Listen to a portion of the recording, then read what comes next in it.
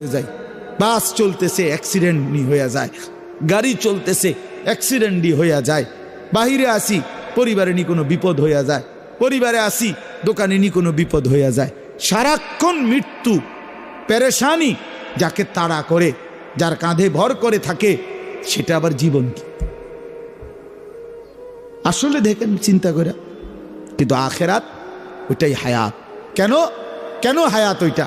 এই কারণে হায়াত ওইটা শুধুই শুরু হবে জীবন, আর কোনো দিন শেষ হবে না, আর কোনো দিন শেষ হবে না। আখেরাত শুধু শুরু হবে।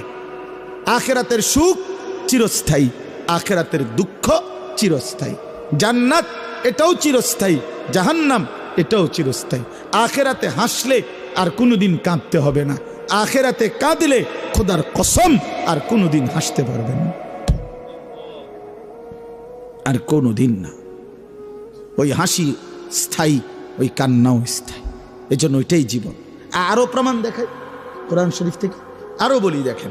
আল্লাহ তাআলা বলছেন হাসরের ময়দানে, আমার শায়েখ থেকে আমি শুনছি, এটা আমার শায়েখ আরিফ বিল্লাহ আল্লামা মুফতি মুশতাকুন নবী কাসিম, তো হুজুরের থেকে এটা আমি নিজে হুজুর কোরআন শরীফ থেকে বুঝাই দিছে যে দেখেন হাসরের ময়দানে জাহান্নামী যখন পাপী ব্যক্তি জাহান্নামকে দেখবে, সবাই দেখবে, তো পাপী ব্যক্তি জাহান্নামকে দেখে একটা আফসোস করবে আর বলবে ইয়াকুলু ইয়া লাইতানি কদ্দামতু লিহায়াতি।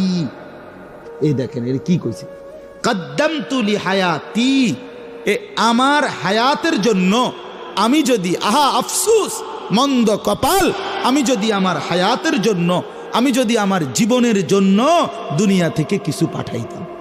তাহলে এই লিহায়াতি কোনটাই না, এটা আখেরাত। আখেরাত আমি যদি আমার এই হায়াতের জন্য ওই দুনিয়া থেকে কিছু পাঠাইতাম, তার মানে মূলত হায়াত এটা কোনটা? আখেরাত। হায়াত কোনটা বলেন না বাপ, কোনটা? আখেরাত। আজ না নিজে বুঝলেন, না ছেলেরে বুঝাইলেন, না নিজে বুঝলেন, না ছেলেরে বুঝাইলেন। কেমনে বঞ্চিত করলেন?